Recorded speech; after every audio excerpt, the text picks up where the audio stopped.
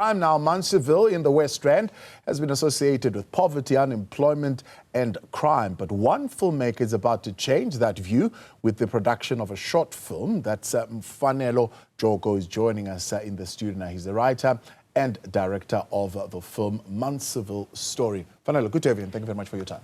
Thank you, sir. How are you? Well, I hope you're well too. Now, 6 years ago, you moved into Munsieville. Where were you from before you moved to Munsieville, and what did you know about Munsieville? So originally I am from Tshepiso, and then one of the guys invited me to go with him to church.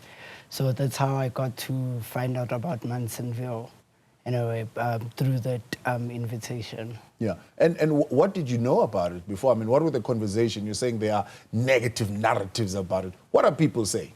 Okay, I for one, maybe personally, I didn't know anything about the history of Munsieville, but it so happened that I got to find out about Munsieville along the way, like sharing conversations with people.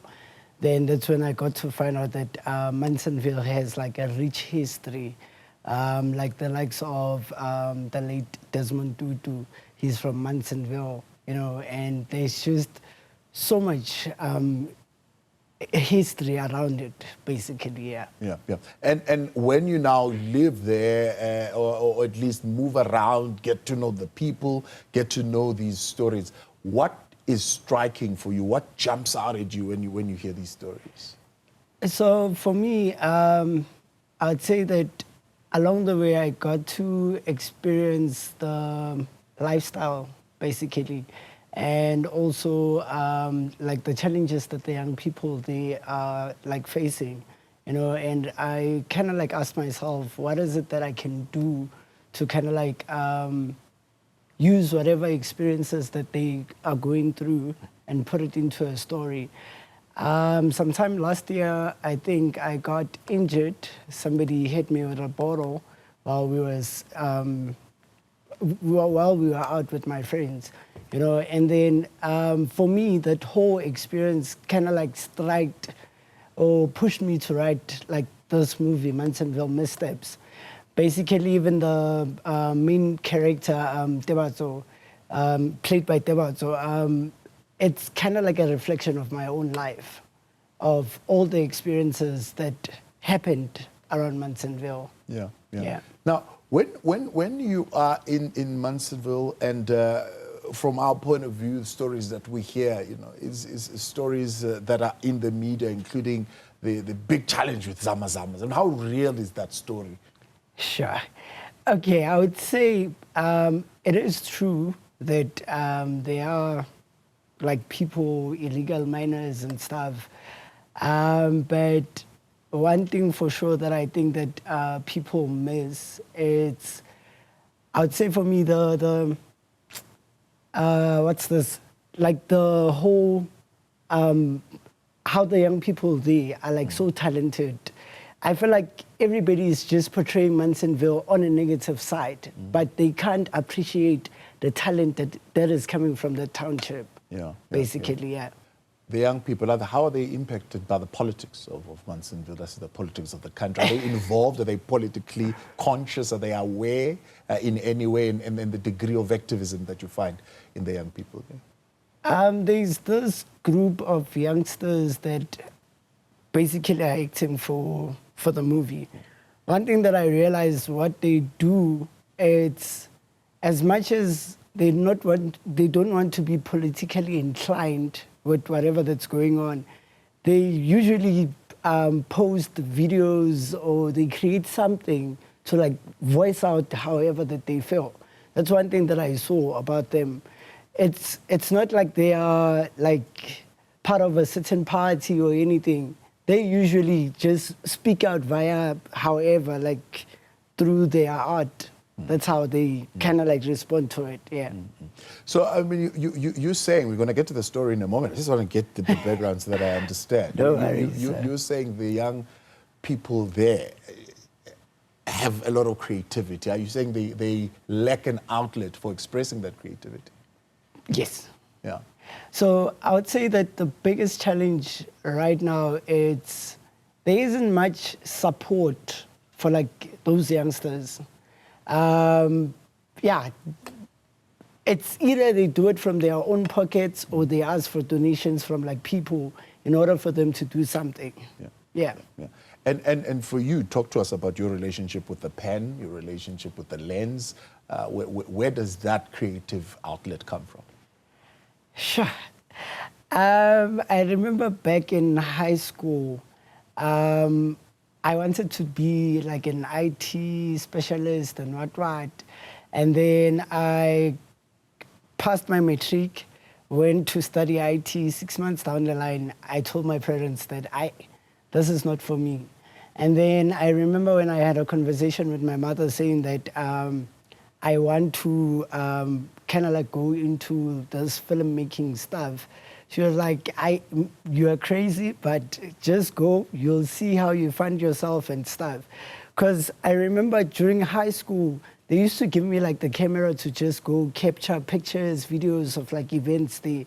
Then when I sat down with myself, I was like, why not go back to something that you love, which is being behind the camera? That's how everything started, basically. Munsieville Missteps, is that your first film that you've written, or there've been other attempts? Okay, there've been other attempts, but I told myself that Munsieville Misstep would be the first film that I put my name onto, because this project is personal, and the whole experience behind it, it was just very hard, but everybody pushed.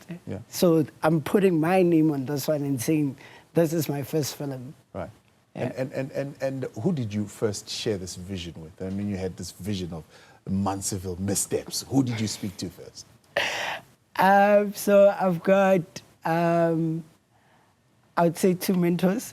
Number one, it's Os Mapito from Leburography and Samuel Leburu.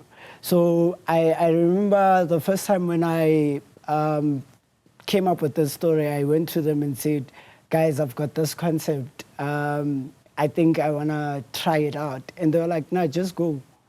If you feel confident about it, just go for it. We are here behind you. We're going to support you and stuff. Yeah. Talk to me about that support. Because somebody might say, look, I also have a township and I want to tell the story of my township, right? Yeah. What did it actually take? I mean, you now have the idea, you have the concept, you think it will work. What did it take to put together the vision as we are seeing it now? Okay, so we first created the script. After creating the script, then we applied for funding. Luckily enough, Gauteng Film Commission funded us. And then we went to like different entities asking for like support. Luckily enough, we had somebody from the municipality called Mr. Dion, who kind of like pushed for us to like shoot around the area of Mansville. So we kind of like went through the whole process of like creating a script, getting funding, and then shooting.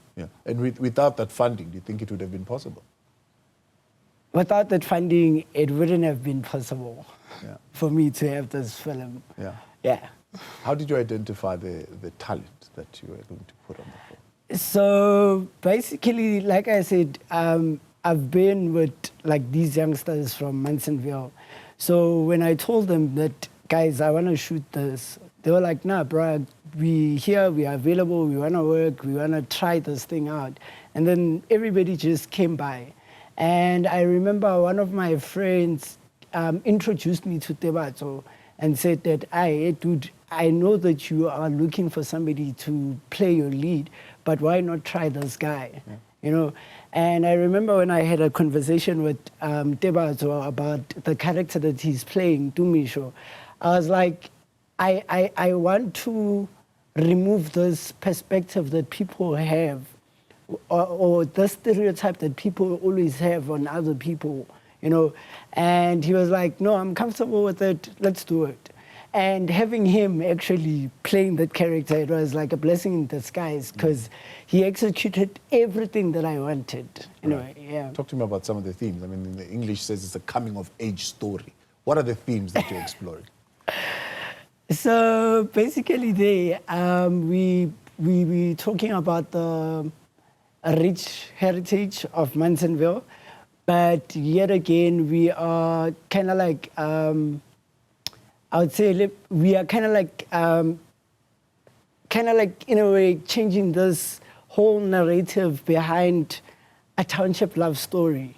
So how we kind of like put this thing together, we just wanted to say this is our side of the view of how we know stories from to kind of like bringing all these things together. Yeah. Yeah. That's very interesting. So you have people who might be watching you from the outside to say, Yes. this is what it is. You are saying, no, let me tell you how we are seeing it. Yes, yes, as it plays as out. youngsters, yes, yes. And where is this going? I mean, it's a short film. Now it's going to be on some of the online platforms, but where is it going next? So I would say that currently we got selected in like 4 international festivals. Congratulations. And we got selected again in Durban for a film festival. And we're just trying to see if can't we find a distributor to like send out this thing to the whole world. Yeah. You know, I remember when my team was like saying to me, just take this thing, put it on YouTube, people will just see it. And I'm like, then it would defeat the purpose of why we created this movie. If, yes, I don't dispute that YouTube or whatever the platforms are, it's currently like booming and whatever the case is, but I would want to take this product to somewhere whereby I know that everybody that worked on it would still eat out of it. Yes, you know, yes, yes. unlike going in other avenues whereby it will take some time for us to have the capital for what we want to do.